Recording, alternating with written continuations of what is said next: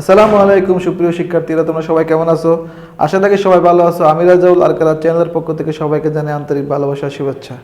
আজকে আমরা একাদশ ও দ্বাদশ শ্রেণীর হিসাব বিজ্ঞান প্রথম পত্রের ষষ্ঠ অধ্যায় প্রাপ্য হিসাবের হিসাব রক্ষণের দ্বিতীয় লেকচারটি নিয়ে আলোচনা করবো। আমরা ইতিমধ্যে এই প্রথম লেকচারটি আপলোড করে দিয়েছি।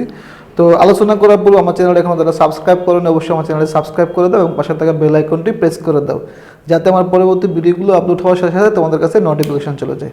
তো চলো শুরু করা যাক। তো লেকচার নম্বর দুইয়ের আমাদের প্রথমে শুরু হবে অনাদায়ী পাওনা বা কুরিন বা ব্যাড ডেটস নিয়ে। ঠিক আছে, তো অনাদায়ী পাওনা জিনিসটা কি? দেখো, আমরা যখন দাঁড়ে পণ্য বিক্রি করি তো প্রাপ্য হিসাব বা দেনাদার সৃষ্টি হয়, তাই না? তো একটা সময়ের মধ্যে এই টাকাটা আদায় করতে হয় প্রাপ্য হিসাব থেকে, দেনাদার থেকে। কিন্তু ওই টাকা থেকে অর্থাৎ প্রাপ্য হিসাব থেকে যে টাকাটা আদায়যোগ্য হবে না সেটা আমাদের অনাদায়ী পাওনা, সেটাকে আমরা অনাদায়ী পাওনা বলবো বা কুরিন বলবো। ঠিক আছে, তো আমরা এখানে দেখো দাঁড়ে পণ্য বিক্রি করা হলে প্রাপ্য হিসাব সৃষ্টি হয় এবং প্রাপ্য হিসাব থেকে অর্থ আদায় করা হয়, কিন্তু প্রাপ্য হিসাবের যে পরিমাণ অর্থ আদায়যোগ্য নয় বা আদায় করা সম্ভব না হলে ব্যবসার সিদ্ধান্তের সাপেক্ষে এই ধরনের অর্থকে অনাদায়ী পাওনা বা কুরিন বলা হয়। ঠিক আছে, তো যেটা আমাদের প্রাপ্য হিসাব থেকে আদায়যোগ্য হবে না বা দেনাদার থেকে যেটা আদায়যোগ্য হবে না সেটাকে আমরা কী বলবো? তো আমরা এই অনাদায়ী পাওনা বা কুরিন বলবো। ঠিক আছে, তো এই অনাদায়ী পাওনা জিনিসটা ব্যবসা এক ধরনের ক্ষতি বা এক ধরনের খরচ বা লোকসান। এটা যেমন সম্পদকে হ্রাস করে তেমন মুনাফাকেও হ্রাস করে দেয়। ঠিক আছে, তো এটা কোন সম্পদ হ্রাস করে? প্রাপ্য হিসাব নামে যে চলতি সম্পদটি আছে সেই চলতি সম্পদকে অনাদায়ী পাওনাটা কমিয়ে দেয়, সাথে সাথে আমাদের ব্যবসার মুনাফাটাকে কমায় দেয়। তো অনাদায়ী পাওনা আমাদের বুঝলাম জিনিসটা কি, সাথে সাথে আমাদের অনাদায়ী পাওনা সঞ্চিতি নিয়ে একটু দেখতে হবে। তো অনাদায়ী পাওনা সঞ্চিতি জিনিসটা কি? দেখো, অনাদায়ী পাওনা তো আমরা জানি যে এটা আমরা আদায়যোগ্য হবে না। তো এর সাপেক্ষে তুমি যখন একটা ভবিষ্যৎ ব্যবস্থা করবা, এটা আমাদের অনাদায়ী পাওনা সঞ্চিতি বলা হয়। ঠিক আছে, তো কিরকম যে অনাদায়ী পাওনার বিপক্ষে যে সঞ্চিতি ব্যবস্থা করা হয় তাকে অনাদায়ী পাওনা সঞ্চিতি বা সন্দেহজনক পাওনা সঞ্চিতি বলে। অর্থাৎ তুমি তো জানো যে অনাদায়ী পাওনা মানে অনাদায়ী যে দেনাদার থেকে টাকাটা আদায়যোগ্য হবে না, এটা তুমি জেনে ফেলছো বা এর সাপেক্ষে তুমি মানে এই যে একটা ধারণা করছো যে তুমি এটা আদায়যোগ্য হবে না, এর সাপেক্ষে অর্থাৎ মুনাফা থেকে তুমি একটা অংশ এর জন্য একটা ব্যবস্থা করে রাখবা। এই ধরনের এই সঞ্চিতিটাকে আমাদের অনাদায়ী পাওনা সঞ্চিতি বলা হয়। ঠিক আছে, তো এখানে বলা আছে অর্থাৎ অনাদায়ী পাওনা ঘাটতি পূরণ করার জন্য মুনাফার অংশ থেকে যে সঞ্চিতি ব্যবস্থা করে রাখা হয় তাকে অনাদায়ী পাওনা সঞ্চিতি বলা হয়। ঠিক আছে, বুঝতে পারছো অনাদায়ী পাওনা সঞ্চিতি জিনিসটা কি? তো আসো দ্বিতীয় যে টপিকসটা আছে সেটা হচ্ছে অনাদায়ী পাওনা হিসাবভুক্ত করার নিয়ম। আমাদের জানি, আমরা এই প্রথম লেকচারে দিয়েছিলাম যে অনাদায়ী পাওনা দুইটা পদ্ধতিতে হিসাব করতে হয়। এক হচ্ছে প্রত্যক্ষ অবলোপন পদ্ধতি, অর্থাৎ আমাদের ডাইরেক্ট রাইট অফ মেথড, আর একটা হচ্ছে ভবিষ্যৎ ব্যবস্থা বা ভাতা পদ্ধতি, অর্থাৎ আমাদের অ্যালাউন্স মেথড। ঠিক আছে, দুইটা পদ্ধতি আছে, একটা হচ্ছে প্রত্যক্ষ পদ্ধতি আর একটা হচ্ছে আমাদের ভাতা পদ্ধতি। তো প্রত্যক্ষ পদ্ধতি জিনিসটা কি? প্রত্যক্ষ অবলম্বন পদ্ধতি হচ্ছে আমরা সরাসরি দেনাদার প্রাপ্য হিসাব থেকে এই অনাদায়ী পাওনাটা মাইনাস করে দেবো। ঠিক আছে, সরাসরি দেনাদার থেকে এটা আমরা মাইনাস করে দেবো। এই পদ্ধতিটাকে আমাদের প্রত্যক্ষ পদ্ধতি বলা হয়। যেমন অনাদায়ী পাওনা চিহ্নিত করার পর প্রাপ্য হিসাব থেকে সরাসরি বাদ দিতে হয়, এক্ষেত্রে ভবিষ্যতের কোনো ব্যবস্থা রাখা হয় না, তাই না? এই পদ্ধতিটাকে আমরা কি বলবো? আমাদের ডাইরেক্ট রাইট অফ মেথড। ঠিক আছে, অর্থাৎ প্রত্যক্ষ অবলম্বন পদ্ধতি। এটা জাবাদা হবে এই ধরনের অঙ্কের জন্য জাবাদা হবে অনাদায়ী পাওনা খরচ ডেবিট, খরচটা বৃদ্ধি পায় তখন ডেবিট হয়ে যায়। আর প্রাপ্য হিসাব থেকে যদি হ্রাস করা হয় মানে কমিয়ে দেওয়া হয় সেই ধরনের সম্পদটা কমে যায়, প্রাপ্য হিসাব নেয় প্রাপ্য হিসাব হয়ে ক্রেডিট। বুঝতে পারছো? দ্বিতীয় যে পদ্ধতি আছে আমাদের সেটা হচ্ছে আমাদের ভবিষ্যৎ ব্যবস্থা বা ভাতা পদ্ধতি। ঠিক আছে, তো ভবিষ্যৎ ভাতা ব্যবস্থা পদ্ধতি কি? অনাদায়ী পাওনা চিহ্নিত করার পর ভবিষ্যতের জন্য কিছু ব্যবস্থা করে রাখা। অর্থাৎ এরকম অনাদায়ী পাওনা নিশ্চিত হলে প্রাপ্য হিসাব থেকে বাদ দিতে হয়। এটি একটি হিসাবকালের অতীতের অভিজ্ঞতার আলোকে বর্তমান অবস্থার পরিপ্রেক্ষিতে শতকরা হারে অনাদায়ী পাওনা সঞ্চিতি ব্যবস্থা রাখা হয়। অর্থাৎ এই পদ্ধতিতে একটা শতকরা হারে বা এখানে বলে দেওয়া হয় এত টাকা, তো শতকরা হারে একটা ভবিষ্যতের একটা ব্যবস্থা করে রাখা হয়। এই ধরনের পদ্ধতিটাকে আমাকে বলা হবে ভবিষ্যৎ পদ্ধতি। ঠিক আছে, ভবিষ্যৎ ব্যবস্থা পদ্ধতি। আমাদের পরীক্ষায় কিন্তু এই চ্যাপ্টার নেই, এই ভবিষ্যৎ ব্যবস্থা পদ্ধতি নিয়ে অঙ্কগুলো আসে। তো আমি এই চ্যাপ্টারে অর্থাৎ ভবিষ্যৎ ব্যবস্থা পদ্ধতিতে যে জাবাদাগুলো হয় সেই জাবাদাগুলো আমি এখন বলে দিব। তোমরা অবশ্যই জাবাদাগুলো মনে রাখতে হবে যখন পরীক্ষা আসলে যাতে পারো। ঠিক আছে, আর এই জাবাদাগুলো যদি না পারো তাহলে তুমি কিন্তু পরীক্ষায় ভালো মার্কস আনসার করতে পারবে না, অর্থাৎ এই চ্যাপ্টারের অঙ্কগুলো ভালো মতো দিতে পারবে না। ঠিক আছে, তো দেখো এখানে আমাদের এই পদ্ধতির জাবাদাগুলো, এখানে আমার তিনটা জাবাদা মনে রাখতে হবে। এই পদ্ধতির জাবাদাগুলো হচ্ছে আমি দেখো এখানে একটা টপিক দিচ্ছি, সেটা হচ্ছে অনাদায়ী পাওনার ডেবিট উদ্ধৃত। তো ডেবিট উদ্ধৃত জিনিসটা কি? অথবা ধনাত্মক হলে আমরা একটা এরকম চার্ট করব। ঠিক আছে, যে আমি এখানে লিখছি চারযোগ্য অনাদায়ী পাওনা খরচ নিন, অথবা চারযোগ্য অনাদায়ী পাওনা অথবা অনাদায়ী পাওনা খরচ, এই খরচটা আমরা নির্ণয় করবো। এটা আমি একটু পরে দেখাবো। এখানে ডেবিট হইতে পারে, ক্রেডিট হইতে পারে, ঠিক আছে, অর্থাৎ ধনাত্মক হইতে পারে, ঋণাত্মক হইতে পারে। যদি ধনাত্মক হয় তাহলে জাবাদা হবে প্রথম জাবাদা। দেখো 3টা জাবাদা হবে। 1 নম্বর জাবাদা, এখানে দেখো লিখছি আমি, প্রকৃত অনাদায়ী পাওনা অবলোকন করার জন্য জাবাদাটা হবে অনাদায়ী পাওনা সঞ্চিতি হিসাব ডেবিট আর প্রাপ্য হিসাব ক্রেডিট। বুঝতে পারছো? প্রথম জাবাদাটা কি? যখন আমরা অনাদায়ী পাওনা ডেবিট উদ্দীপ্ত বা ধনাত্মক হবে তখন জাবাদা হবে এরকম, ওই অনাদায়ী পাওনা সঞ্চিত হিসাব ডেবিট, প্রাপ্য হিসাব ক্রেডিট। দ্বিতীয় জাবাদা হবে হিসাবকাল শেষে অনাদায়ী পাওনা সঞ্চিতি সৃষ্টির জন্য, অর্থাৎ আমাদের একটা মেয়াদ থাকবে। এই মেয়াদকাল শেষে আমাদের যখন একটা হিসাবে, অর্থাৎ একটা মনে কর বছর, 1 বছরের তো শেষ হয়, তো হিসাবকাল শেষে অনাদায়ী পাওনা সঞ্চিতি সৃষ্টির জন্য তাহলে কি হবে?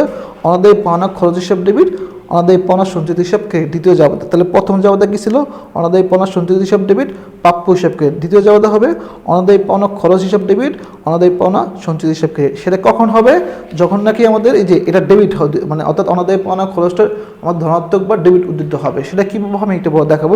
তৃতীয় নম্বর জাবাদা হবে আমাদের অনাদায়ী পাওনা খরচটাকে বন্ধ করে দেওয়ার জন্য। দেখো, অনাদায়ী পাওনা আয় বিবরণীতে স্থানান্তরিত হলে, অর্থাৎ প্রতি বছর যখন আমরা বন্ধ করে দেবো, সেটা হবে আয় বিবরণী হিসাব ডেবিট, অনাদায়ী পাওনা খরচ হিসাব ক্রেডিট। ঠিক আছে, তৃতীয় জাবাদা। হ্যাঁ, তাহলে আমাদের যখন আমরা ডেবিট উদ্দীত হবে, অর্থাৎ আমাদের অনাদায়ী পাওনা খরচটা ডেবিট উদ্দীত হবে অথবা ধনাত্মক হবে, তখন 3টা জাবাদা হবে। প্রথম জাবাদা কি বললাম?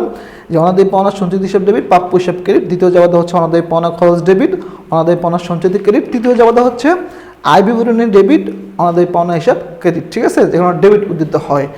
আবার যদি এটা ক্রেডিট উদ্দীত হয়, অর্থাৎ অনাদায়ী পাওনার যদি ক্রেডিট উদ্দীত হয়, এখানে যদি ঋণাত্মক হয়, সেটা কি? প্রথম জাবাদাটা আমাদের এই যে 1 নম্বর জাবাদাটা আছে না, এটা ঠিক থাকবে, অনাদায়ী পাওনা হিসাব ডেবিট, প্রাপ্য হিসাব ক্রেডিট, এটা ঠিক থাকবে। কিন্তু দ্বিতীয় যে 2টা জাবাদা আছে, অনাদায়ী পাওনা খরচ ডেবিট, অনাদায়ী পাওনা সঞ্চিত ক্রেডিট, এবং তৃতীয় জাবাদা আয় বিবরণী ডেবিট, অনাদায়ী পাওনা খরচ ক্রেডিট, এগুলো উল্টে যাবে। তো উল্টে গেলে কি হবে? 2 নম্বর জাবাদাটা হবে এরকম, অনাদায়ী পাওনা সঞ্চিত হিসাব ডেবিট, অনাদায়ী পাওনা খরচ ক্রেডিট।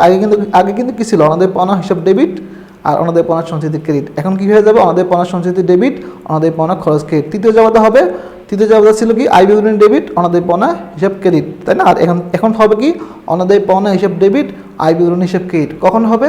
যখন আমাদের এই 4 যোগ অনাদায়ী পাওনাটা আমাদের ঋণাত্মক হবে। ঠিক আছে, তো এখানে দেখো আমরা আরেকটা পুরাতন পদ্ধতি আছে, এটা তো আমাদের আধুনিক পদ্ধতি, একটা সনাতন পদ্ধতি আছে। যদি এরকম হয়, যদি অনাদায়ী পাওনা সঞ্চিতির জের অঙ্কে না দেওয়া থাকে তাহলে 1 নং জাবাদা হবে। দেখো, যদি আমাদের অঙ্কের মধ্যে অনাদায়ী পাওনা সঞ্চিতির জেরটা দেওয়া নাই, সবসময় সচরাচর আমাদের অঙ্কের মধ্যে অনাদায়ী পাওনা সঞ্চিতির জের দেওয়া থাকে, উদ্দীপ্ত দেওয়া থাকে প্রথমে। ঠিক আছে, তো গত বছরের যে উদ্দীপ্তটা সেটা দেওয়া থাকে। যদি এটা না দেওয়া থাকে তাহলে প্রথম জাবাদাটা চেঞ্জ হয়ে যাবে। প্রথম জাবাদাটা চেঞ্জ হয়ে কী হবে? অনাদায়ী পাওনা হিসাব ডেবিট, প্রাপ্য হিসাব ক্রেডিট। ঠিক আছে, আর দ্বিতীয় যে 2টা জাবাদা আছে এটা সেম থাকবে। হ্যাঁ, এই 2টা জাবাদা সেম থাকবে। কিন্তু একটা কথা বলি, সেটা হচ্ছে যদি আমাদের অনাদায়ী পাওনা খরচটা যদি ডেবিট উদ্দীপ্ত বা ক্রেডিট উদ্দীপ্ত হয় অথবা ঋণাত্মক বা ধনাত্মক হয়, তখন কিন্তু তোমাকে মনে রাখতে হবে যে ধনাত্মক হলে আমি প্রথম 3টা জাবাদা দিব, আর ঋণাত্মক হলে আমি কী করবো বলতো? প্রথম জাবাদা ঠিক থাকবে, দ্বিতীয় জাবাদাগুলো উল্টাই দেবো। ঠিক আছে, তো এটা জিনিসটাকে এবার একটু 4 যোগ অনাদায়ী পাওনা আমাদের এটা বলি। আর একটা কথা বলছি কি, সনাতন পদ্ধতি, যদি আমাদের অনাদায়ী পাওনা সঞ্চিতি যে না দেওয়া থাকে তাহলে আমরা কী লিখবো বলতো? যে প্রথম জাবাদা কী লিখবো? অনাদায়ী পাওনা হিসাব ডেবিট, প্রাপ্য হিসাব ক্রেডিট, আর পরের 2টা জাবাদা সেম থাকবে। ঠিক আছে, অর্থাৎ এই আমাদের 2 নম্বর এবং 3 নম্বর সেম থাকবে। তো আমি অঙ্ক করার সময় আরও সুন্দর মতো বুঝিয়ে দেবো। তো আজকে দেখো, এখানে আমি একটা 4 যোগ অনাদায়ী পাওনা কীভাবে নির্ণয় করতে সেটা দেখাইতে গেব। তো আমরা ফার্স্টে এই অঙ্ক করার পূর্বে এই গড়টা করে নেব। এই গড়টা করলে আমাদের সুবিধা হবে কি জানো? আমরা সহজেই অ্যামাউন্টগুলো লিখতে পারবো, এবং শুধু ওই আমরা মুখস্থ জাবাদাগুলো লিখে দেবো, জাবাদাগুলো লিখে দিয়ে অ্যামাউন্টটা বসায় দেবো এই গড়টা করলে। তো এটা আমাদের ডেবিট ক্রেডিট বা ঋণাত্মক ধনাত্মক মানে বের করতে পারবো কীভাবে? ফার্স্ট আমরা পুরাতন অনাদায়ী পাওনা লিখবো অঙ্কের মধ্যে। হ্যাঁ, আমাদের অঙ্কের মধ্যে দেওয়া থাকবে পুরাতন অনাদায়ী পাওনা, তার সাথে আমাদের নতুন অনাদায়ী পাওনা যোগ করব। ঠিক আছে, তাহলে যোগ করলে যে অ্যামাউন্টটা হবে তার সাথে আমরা নতুন অনাদায়ী পাওনা সঞ্চিতিটা যোগ করবো। তাহলে আমাদের মনে করি নতুন অনাদায়ী পাওনা সঞ্চিতি বের করছি আমরা 1000 টাকা, তাহলে 5000 সাথে 1000 যোগ করলে 6000। এখান থেকে আমরা পুরাতন অনাদায়ী পাওনা সঞ্চিতি বাদ দেবো। তাহলে 6000 থেকে 2000 বাদ দিলে এখানে আসছে কত বলতো? তোমার 4000। এটা হচ্ছে পজিটিভ। দেখো, মানে ধনাত্মক, এটা বড় এটা ছোট, এটা থেকে বিয়োগ করছি, এটা পজিটিভ বের হয়েছে, তাই না? এটা হচ্ছে 4 যোগ অনাদায়ী পাওনা বা অনাদায়ী পাওনা খরচ। ঠিক আছে, এটা আমাদের এভাবে বের করতে হয়। ঠিক আছে, এখন এটা যদি পজিটিভ হয় তাহলে প্রথম 3টা জাবাদা সেম থাকবে, আর যদি এটা নেগেটিভ হয় যদি এটা নেগেটিভ হয়, অর্থাৎ এই 6,000 যদি মনে করো 6,000 থেকে এটা বড় হয়েছে, মনে করো এটা 8,000, তাহলে নেগেটিভ হচ্ছে না? তো নেগেটিভ হলে আমাদের প্রথম জাবেদাটা আমাদের সেম থাকবে, কিন্তু পরবর্তী দুটো জাবেদা আমাদের কী হয়ে যাবে বলতো, উল্টাই দেবো। ঠিক আছে, বুঝতে পারছো? তো আমি একটা অঙ্ক তোমাদেরকে দেখাই, অঙ্কটা আমি করে দেখাচ্ছি সুন্দর মতন। দেখো এখানে আমি ধরো এরকম আমাদের পণ্য সঞ্চিতির জের, মানে প্রারম্ভিক জের হচ্ছে 2500 টাকা, আমাদের অনাদায়ী পণ্য জের দেওয়া আছে 2500 টাকা, লিখিত অনাদায়ী পণ্য মানে পুরাতন অনাদায়ী পণ্য দেওয়া আছে 1500 টাকা, অলিখিত অনাদায়ী পণ্য দেওয়া আছে আমাদের কত বলতো 2000 টাকা, মানে এটা নতুন। আর নতুন অনাদায়ী পণ্য সঞ্চিতির হার আমাদের 10%, আমি এগুলো শূন্য মধ্যে লিখে দেওয়া থাকবে অঙ্কের মধ্যে, আমি সব শর্টকাটে লিখলাম। আর প্রাপ্য হিসাব দেওয়া আছে আমাদের 62,000 টাকা। তাহলে আমাদের প্রথম কাজ কি বলতো, প্রথম কাজ হচ্ছে আমি বলছি কি এরকম আমার চারযোগ্য অনাদায়ী পণ্যটা নির্ণয় করে নেবে। তো আমি একটা ঘর করলাম এখানে, দেখো।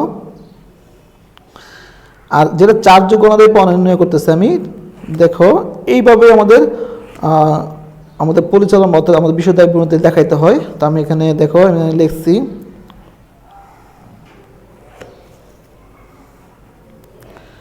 আমাদের 1 বছর 2 বছর 3 বছর এভাবে থাকতে পারে। এখানে দেখো আমরা ফার্স্টে বিবরণ টাকা আমি সংক্ষেপে লিখতেছি, বিবরণ টাকা লিখবো।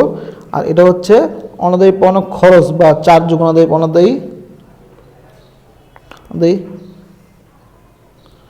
পাওনা খরচ নির্ণয়। ঠিক আছে, তো আমাদের কি বলি, আমাদের অনাদায়ী পণ্য চার্জ নির্ণয় করতে বলতে পারে, অনাদায়ী পণ্য আমাদের মনে করো খরচ নির্ণয় করতে পারে, একই জিনিস। ঠিক আছে, তো আমরা ফার্স্টে এখানে লিখবো, ফার্স্টে পুরাতন অনাদায়ী পণ্যটা লিখবো, লিখিত অনাদায়ী পণ্য যে কথা, পুরাতন অনাদায়ী পণ্য একই কথা। তাহলে আমরা ফার্স্টে এখানে লিখবো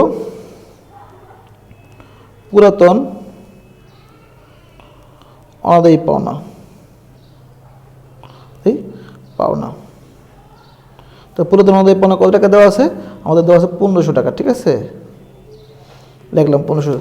তার সাথে যোগ করবো কি বলতো, যোগ করবো আমাদের নতুন অনাদায়ী পাওনা, এই যে নতুন অনাদায়ী পাওনা, নতুন অনাদায়ী পাওনা। তো নতুন অনাদায়ী পাওনা কত টাকা দেওয়া আছে, অলিখিত অনাদায়ী পাওনা যে কথা, নতুন অনাদায়ী পাওনা একই কথা। অলিখিত অনাদায়ী পাওনা দেওয়া আছে আমাদের 2000 টাকা। তাহলে যোগ করলে কত হয় বলতো, 3500 টাকা। এটা হচ্ছে মোট অনাদায়ী পাওনা, এটা হচ্ছে মোট অনাদায়ী পাওনা। তার সাথে যোগ হবে নতুন অনাদায়ী পাওনা সঞ্চিতি। ঠিক আছে, সঞ্চিতি। তো সঞ্চিতি কত পার্সেন্ট, দেখো 10%। সেটা কীভাবে দেখতে হয়, এই যে প্রাপ্য হিসাব টাকা দেওয়া আছে, প্রাপ্য হিসাব দেওয়া আছে কত টাকা বলতো, আমাদের 62,000 টাকা। এই 62,000 টাকা থেকে নতুন অনাদায়ী পাওনা 2,000 টাকা বাদ যাবে। নতুন অনাদায়ী পাওনা কত বলতো, আমাদের 2,000 টাকায়। তো 2,000 টাকা বাদ গেলে 60,000, 60,000 টাকার উপর যা হবে তার উপর কত পার্সেন্ট বলতো, 10%। 60,000 টাকা 10% কত টাকা বলতো, 6,000 টাকা। বুঝতে পারছো? তাহলে আমাদের প্রাপ্য হিসাব যা থাকবে তার থেকে আমরা নতুন অনাদায়ী পাওনাটা বাদ দিব, বাদ দেওয়ার পর যা হবে তার উপর পার্সেন্টেজটা করবো। তাহলে পার্সেন্টেজ করলে আমাদের 6,000 টাকা আসতেছে, 62,000 টাকা 2,000 টাকা বাদ দিলে কখনো পুরাতনটা বাদ দিবে না, পুরাতন অনাদায়ী পাওনা বাদ দিবে না, সবসময় নতুন অনাদায়ী পাওনাটা বাদ দিবা। তাহলে 62,000 টাকা থেকে 2,000 টাকা বাদ দিলে আমাদের আসতেছে 60,000, 60,000 টাকা 10% 6,000 টাকা। তাহলে 6,000 আর 3,000 যোগ করলে আমাদের 9,000, এখানে 500। এখান থেকে বাদ দিতে হয় মাইনাস পুরাতন অনাদায়ী পাওনা সঞ্চিতি, অনাদায়ী পাওনা সঞ্চিতি। আমি সংক্ষেপে লিখতেছি, সঞ্চিতি কত টাকা বলতো, পুরাতন অনাদায়ী, এই যে যেটা অনাদায়ী পাওনার জের থাকে, অনাদায়ী পাওনার জের যেটা দেওয়া থাকে সেটা হচ্ছে কুলীন সঞ্চিতি। তাহলে কুলীন সঞ্চিতি কত টাকা দেওয়া আছে, 2500 টাকা। তাহলে আমাদের দেওয়া আছে 8,000 টাকা। বুঝতে পারছো? সরি 7,000 টাকা, 7,000 টাকা, এখানে হবে 7,000 টাকা। এখন দেখো এটা কি পজিটিভ বেরোছে না, তাই না? এটা পজিটিভ বেরোছে না? তার পজিটিভ হলে জাবাদা করতে হবে এইটা, তাই না? যে পজিটিভ হলে আমাদের প্রথম 3টা জাবাদা দেখে যায়, সেটা আমরা জাবাদাগুলো আমি লিখে দিচ্ছি। দেখো প্রথমে আমরা লিখবো মানে ডিসেম্বর 2000 যে সাল দেওয়া থাকবে সেটা ডিসেম্বর 31, তাহলে 31 সালে হবে। এখানে ফার্স্টে লিখবো আমরা অনাদায়ী পাওনা সঞ্চিতি ডেবিট, অনাদায়ী পাওনা সঞ্চিতি হিসাব ডেবিট, প্রাপ্য হিসাব প্রাপ্য হিসাব ক্রেডিট। এখানে দেখো আমাদের জাবেদায় আমরা টাকা লিখবো কোনটা জানো, টাকা লিখবো হচ্ছে এটা, যে আমাদের মোট অনাদায়ী পাওনাটা কত, আমাদের মোট অনাদায়ী পাওনা হচ্ছে 3,500 টাকা।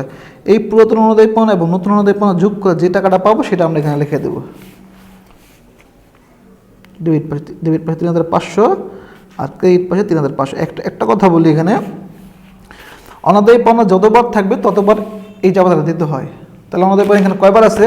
একবার নতুন আছে, একবার পুরাতন আছে। পুরাতন দুইবার লিখতে হয়, কিন্তু তুমি চাইলে দুবার না লিখে একবার লিখে জাস্ট টাকাটা তুমি যোগ করে এখানে বসায় দিবা, ঠিক আছে? দুবার লেখার পর অনেকে দুবার লেখে, সমস্যা তুমি দুবার লিখলে হবে, কিন্তু একবার তুমি পুরাতন এবং নতুন যোগ করে যে অ্যামাউন্টটা হবে সেটা এখানে তুমি বসায় দিবা। বুঝতে পারছো? তাহলে 1 নম্বর জাবেদাটা গেল। দ্বিতীয় জাবেদাটা কী ছিল আমাদের? দ্বিতীয় জাবেদা ছিল এরকম যে আমরা এখানে বলছিলাম যে হিসাবকাল শেষে অনাদায়ী পাওনা সঞ্চিতি এই সৃষ্টির জন্য, সেটা জাবেদাটা কীরকম ছিল আমাদের? সেম 31 তারিখ দেবো, এখানে লিখবো আমরা যে অনাদায়ী পাওনা খরচ ডেবিট,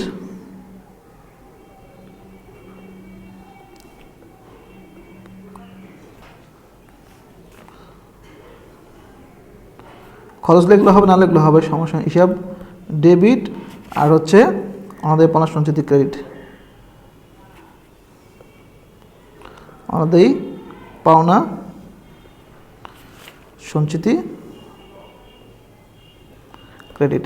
এখানে টাকা হবে, দেখো আমরা যে যোগ বিয়োগ করে যে অ্যামাউন্টটা পাইছি সর্বশেষ যে টাকাটা 7,000 টাকা পাইছি না, এই টাকাটা হয়, এটা হচ্ছে অনাদায়ী পাওনা খরচ, অনাদায়ী পাওনা খরচ, ঠিক আছে? তাহলে আমরা যে টাকাটা পাইছি সেটা এখানে লিখে দেব। বুঝতে পারছো? তৃতীয় জাবেদা হবে ডিসেম্বর আবার 31 তারিখ। তৃতীয় জাবেদা হবে আমাদের আয় বিবরণী ডেবিট, এখানে আয় সারাংশ লিখলেও হবে, সমস্যা না। আয় বিবরণী হিসাব ডেবিট আর অনাদায়ী পাওনা খরচ ক্রেডিট, অনাদায়ী পাওনা খরচ লিখলে হবে না লিখলে হবে, অনাদায়ী পাওনা হিসাব আমি সংক্ষেপে লিখে তোমাদের দেখাচ্ছি ক্রেডিট। এখানে টাকা হবে, এখানে দ্বিতীয়টা জাবেদা যা লিখবা এই তৃতীয় জাবেদাও সেম টাকা লিখবা। হ্যাঁ, বুঝতে পারছো? এখন দেখো যদি এরকম হয় যে এটা যদি ক্রেডিট মানে ঋণাত্মক হয়, ঠিক আছে? যদি ঋণাত্মক হয় তাহলে এই দুইটা জাবেদা চেঞ্জ হয়ে যাবে। প্রথম জাবেদা সেম থাকবে, এই দুইটা জাবেদা চেঞ্জ হবে কীরকম? উল্টায় যাবে। অনাদায়ী পাওনা খরচটা ডেবিট হয়ে যাবে, অনাদায়ী পাওনা সঞ্চিতি ডেবিট হয়ে যাবে, অনাদায়ী পাওনা হিসাবটা ক্রেডিট হয়ে যাবে। আর এটা হবে কি? অনাদায়ী পাওনা ডেবিট হয়ে যাবে আর আয় বিবরণীটা ক্রেডিট হয়ে যাবে। বুঝতে পারছো? তো এইভাবে আমাদের জাবেদাগুলো করতে হয়। তো আমরা আরও যখন অঙ্ক বিস্তারিত করাবো সেভাবে তোমাদের দেখাবো, ঠিক আছে? তো এখন দেখো আমি একটা কথা বলি, সেটা হচ্ছে অনাদায়ী পাওনা খরচ। এই অনাদায়ী পাওনা খরচটা আয় বিবরণীতে আমরা কীভাবে দেখাবো? যখন বিশদ বিবরণী করবো, তো বিশদ বিবরণীতে আমরা 3টা ঘর করি, তাই না? তো আমরা ঠিক এখানে যেভাবে করছি না, ঠিক আমরা এই যে ফরম্যাটটা করছি এই ফরম্যাটটা আমরা আয় বিবরণীতে দেখাবো। কীভাবে? আমরা ফার্স্টে এখানে লিখবো যেভাবে লিখছি সেমভাবে লেখা, জাস্ট এখানে যোগ বিয়োগ করে এই অ্যামাউন্টটা আমরা দ্বিতীয় করে নিয়ে যাব, ঠিক আছে? অর্থাৎ এই অ্যামাউন্টটা আমরা দ্বিতীয় কলামে নিয়ে যাবো। প্রথম কলামে এটা করার পরে এই অ্যামাউন্টটা আমরা দ্বিতীয় কলামে নিয়ে যাব, ঠিক আছে? যদি কখনো এরকম হয় যে আয় বিবরণীতে কত টাকা অনাদায়ী পাওনা খরচ দেখাতে হবে, তাহলে আমরা আয় বিবরণীতে এই জিনিসটা দেখাবো। যখন পরীক্ষা আসবে আয় বিবরণীতে কত টাকা দেখাবো, ঠিক আছে? অনাদায়ী পাওনা খরচ আয় বিবরণীতে কত টাকা দেখাইতে হবে, তাহলে ঠিক সেমভাবে আমরা এই কাজটা করবো। এটাই আয় বিবরণীতে দেখাইতে হয়। এখন যদি বলা হয় প্রাপ্য হিসাব মানে আর্থিক অবস্থার বিবরণীতে প্রাপ্য হিসাব কত টাকা দেখাবো, তাহলে আমরা এই যে প্রাপ্য হিসাবের ঘর যখন করি, ঠিক আছে? তো আমরা এখানে ফার্স্টে প্রাপ্য হিসাব লিখবো। তো প্রাপ্য, দেখো প্রাপ্য হিসাব লিখবো। প্রাপ্য হিসাব কত টাকা দেওয়া ছিল আমাদের? প্রথম কলামে মনে হয় 62,000 টাকা দেওয়া ছিল, তাই না? আমরা 62,000 টাকা লিখলাম। এখান থেকে বাদ যাবে নতুন অনাদায়ী পাওনা, নতুন অনাদায়ী পাওনা কত টাকা ছিল অঙ্কের মধ্যে? আমরা বলছি নতুন অনাদায়ী পাওনা দেওয়া আছে 2,000 টাকা। এই 2,000 পুরাতনটা বাদ যাবে না, নতুনটা বাদ যাবে। 2,000 টাকা বাদ দিলে আমাদের থাকে 60,000 টাকা। এই 60,000 টাকাতে বাদ যাবে কি বলতো? আমাদের নতুন অনাদায়ী পাওনা সঞ্চিতি, যেগুলো নতুন আছে সেগুলো আমরা বাদ দিয়ে দেবো। সঞ্চিতি কত টাকা বলতো? সঞ্চিতি হচ্ছে নতুন অনাদায়ী পাওনা সঞ্চিতি 6,000 টাকা। তো 6,000 টাকা এখানে বাদ দিয়ে দিতেছি, তাহলে আমাদের 54,000 টাকা। এটা অর্থাৎ আমরা এটা দ্বিতীয় কলামে নিয়ে যাবো। এটা হচ্ছে এই আর্থিক অবস্থা বিবরণীতে এই প্রাপ্য হিসাব থেকে মাইনাস করে দেখাইতে হবে। বুঝতে পারছো? তাহলে প্রাপ্য হিসাব থেকে আর্থিক অবস্থা বিবরণীতে প্রাপ্য হিসাব কত টাকা দেখাইতে হবে? 54,000 টাকা। আর আয় বিবরণীতে অনাদায়ী পাওনা খরচ বাবদ দেখাইতে হবে 7,000 টাকা। তাহলে আমরা আয় বিবরণীতে অনাদায়ী পাওনা খরচটা দেখাবো এইভাবে, আর আর্থিক অবস্থা বিবরণীতে প্রাপ্য হিসাবটা দেখাবো এইভাবে। তো প্রাপ্য হিসাব থেকে কোনগুলো বাদ যায়? নতুনগুলো বাদ যায়, নতুন অনাদায়ী পাওনা বাদ যায় এবং নতুন অনাদায়ী পাওনা সঞ্চিতিটা বাদ যায়। বুঝতে পারছো?